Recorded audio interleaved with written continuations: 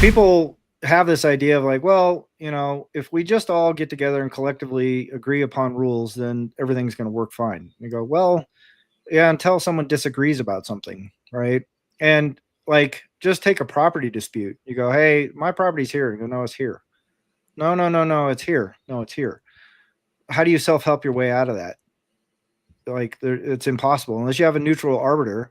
And you go, well, how do you know that person's neutral? Because if I go grab my friend, he's going to agree with me. You go grab your friend, he's going to agree with you. So now we're still in the same spot. You got the Hatfields and the McCoys. You got the Hatfields and the McCoys, and you can spawn like generational conflict from little ding dong disputes like that. And once the dispute is kicked off into physical violence, then the original dispute becomes irrelevant. It becomes more about like affronts to dignity after that, right? Like, oh, they killed Tom because he was trying to put the fence up. Oh, well, we're gonna go get one of theirs. Oh, they didn't just get back at us, they made it worse. They killed Tom, like they killed Bob and Bob's son. Oh, well, now we got to go get one, and then you've got chaos again, right? Yeah. And so how do you resolve that dispute without something in the middle? And to say, well, we'll just create a private something in the middle, you go, well, that's subject to like who, then how did that private thing enforce the judgment? You go, well, we decided it's actually Tom's got the land, not Bob. And they go, well, we disagree with you. Now what? Well, you guys need to, we'll form a new contract group that's everybody's gonna all agree to do. And I go, well then, but all it takes is one person to go GFY. Like, I'm not abiding by this decision. I'm not abiding. I think you guys are wrong. You guys are obviously wrong. Anybody that's got two eyes in their head could see you're wrong. So we're not going to do it. Yeah. So then if you have a sovereign authority that can come in and go, well, we're going to force you to do it because that's how we're going to maintain the peace. That's the cornerstone of where these systems come from, right? Like, it always devolves into a system of top-down hierarchical control if you have the concept of free rights and property. Like, if you adhere to a ideology that says I am allowed to maintain property rights, someone has to enforce those, period. There's no other way around it. Like, it's impossible to create a system of private property and not have rules and rule enforcers. Is sort of the core idea there. Yeah. When I think of, small to medium sized communities, even larger ones, I think of like the role of the sheriff, a long time old established in like a figure who was the reef of the Shire. And and that evolved very naturally on its own early on before it was, codified in a lot of law. It was like you had your Shire reef. And it can, and so like area by area, shire by shire, that person's role and responsibilities or expectations could vary drastically, but they were more integrated into the community's needs, and they were that person who, and they could deputize people and manage disputes among people that prevented, like, well, my fence was 3 feet this way and you moved it, you planted a tree there, and or all kinds of things, from little to big bad. And I like the idea of a sheriff when, and I can't speak a whole lot about the role of theoretical anarchy or how you can do it well. It'd be like, well, true anarchy hasn't been done well enough yet. People see like, okay, well, that's not working and this isn't working and the system's broke. I'm going the other way, whatever that is, just all of it, break it down. And Michael Malice would argue there's ways to do that integrate into communities that work.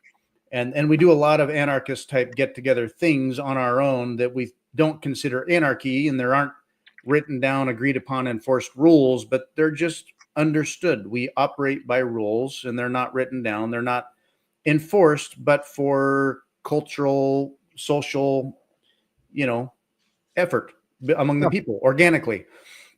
But then you get a big community and you get the Hatfield McCoys, and it's like it's like you need somebody who is doing that job. Why and how? Like, who's paying him? How does that work? Well, I mean, the Malice idea of things, like the Michael Malice idea of things, I go, well, that's cute if you're in a system that's already stable, right? So what they end up sounding a lot like to me is like what the communists sound like, right? Like they both end up in the same spot. As the communists go, if everyone just played by the unwritten rules, then our idea would work great. And the anarchists say, well, as long as everyone plays by the unwritten rules, then our idea works great. I go, well, but there are no rules. So neither one of those systems can work.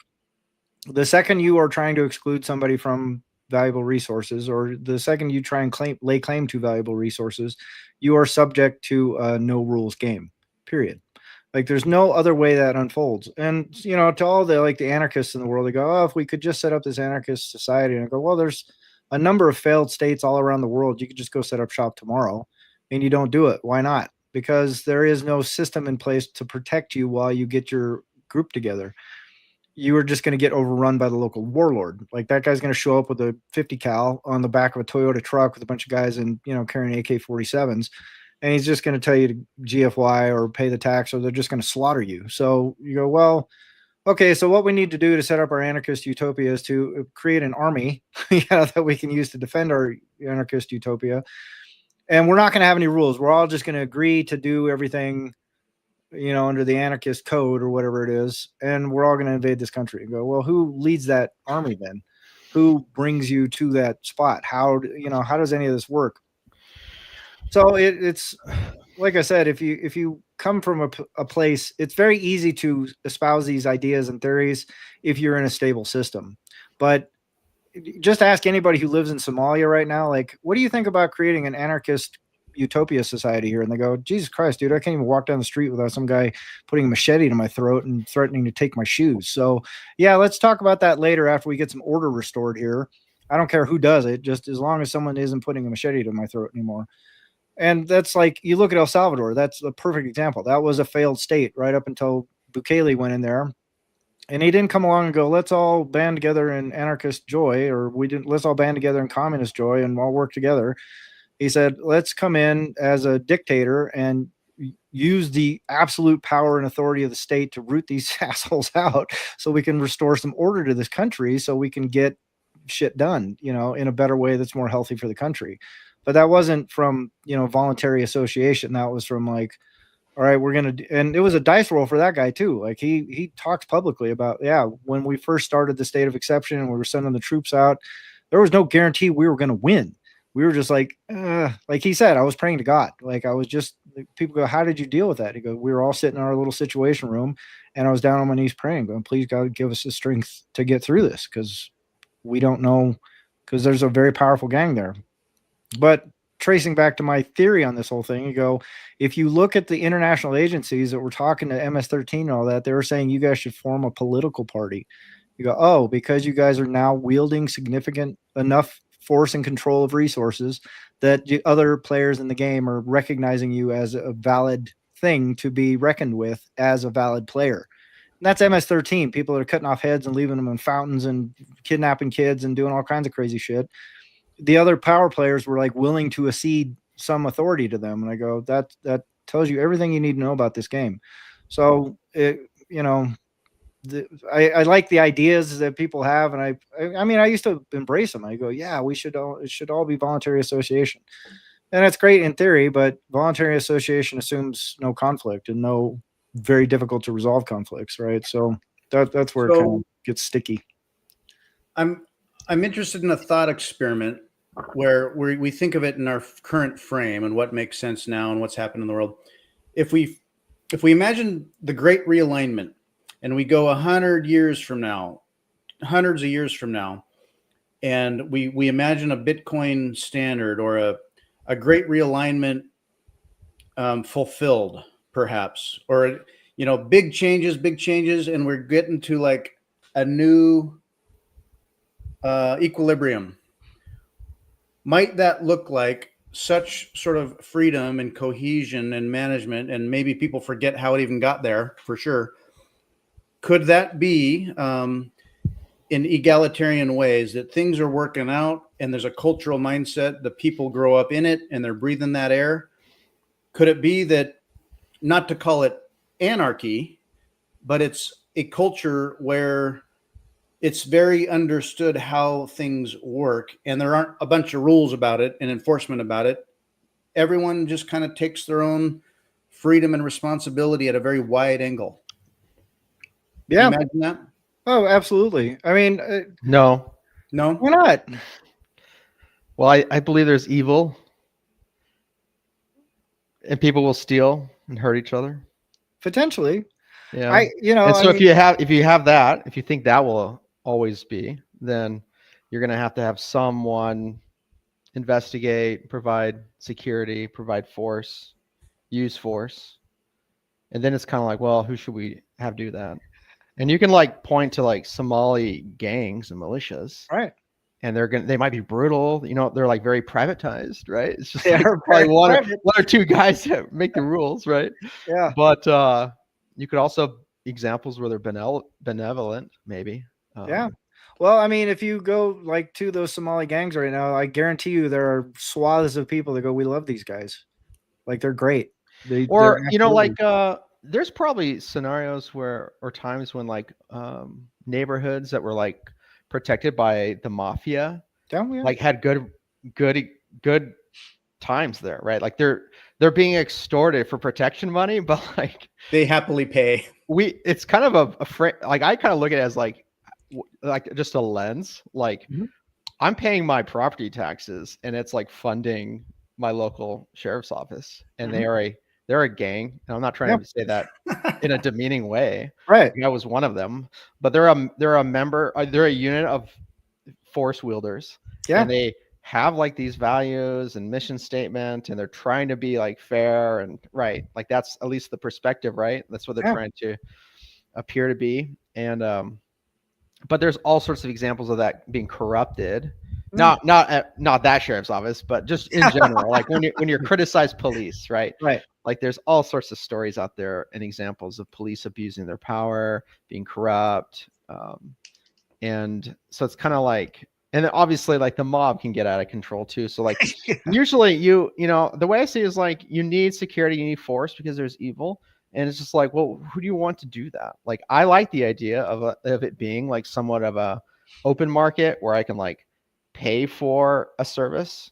And we do have that. Like there's private security, but I think it gets bogged down with regulation a lot of times. Depends on how much resources you control. Yeah. Well, that's the thing is like, if you control enough and you control your own security force, like there's all sorts of examples of that in history where, especially when it comes down to like the early unions rising up, right? And private police, private security, like going head to head with unions. Like it's all a matter of any type of these like gangs, any type of like these force wielders can be corrupted. Yeah. Whether they're private, whether they're public. Public or pseudo public or whatever. I kind of like the idea, like maybe I'm naive, of having a mix. Like there is a basic public service for those folks that can't afford it, but I think it should be like minimal, and I think you should be able to opt out. Like I don't want to pay. I'd rather pay like $25 subscription for like private security that can like do what I need it to do. Yeah. Well, I mean, I think I agree with you 100%, Travis. And I think that those are sort of the thoughtful edges that I think a lot of people leave out when they start talking about this stuff, right? Is like, well, what does that really look like? And like you said, the Somali gangs, there's people, like that's private. Like that's private security force on some level. Well, and it might start private and then they become dominant and they become a legitimate, I mean, that probably happens in Africa all the time. Constantly. Well, and in fact, you can just look at Zimbabwe, and that's what happened. Yeah, 100%. They had like political parties with military wings. Yeah. And one side I would say they're communist guerrilla fighters and terrorists. Yeah. But they won. Yeah, they won. Yeah. And now they are a failed government. Yeah, exactly. And that's the thing is when they wield significant enough force to capture resources, then they have the problem of managing the resource, right? Like that's the nature of every dictatorship, every revolution, everybody. They get to the place and go, we're going to fix everything. And then they get there and they go, oh, we got to manage all this shit now. Yeah. And so how do you manage it, right? Like, Yeah. and that's where all these rules and these top-down structures and all that shit comes from, is a way to corral all the resources so they're not continually fighting, killing each other, doing whatever.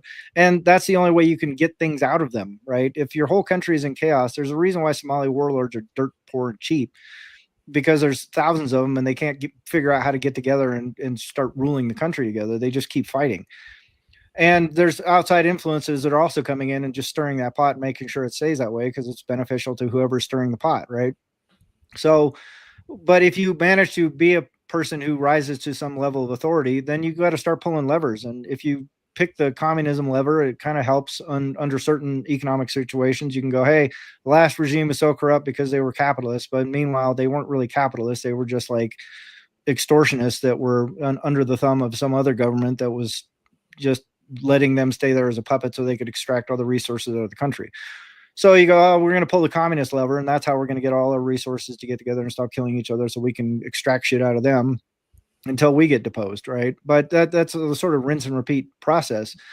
So to answer your question, Fritz, I go, yeah, it's possible you could get there like 100 years from now, maybe, potentially, but how it gets there, I think the bigger thing is the fewer incentives you have to steal stuff, the less enforcement mechanisms are required, right? Incentives. If everyone is thriving, like if everyone's fat and fed and well and just happy and able to do what they kind of want to do, there's way less opportunity or need for you to go and go jack your neighbor.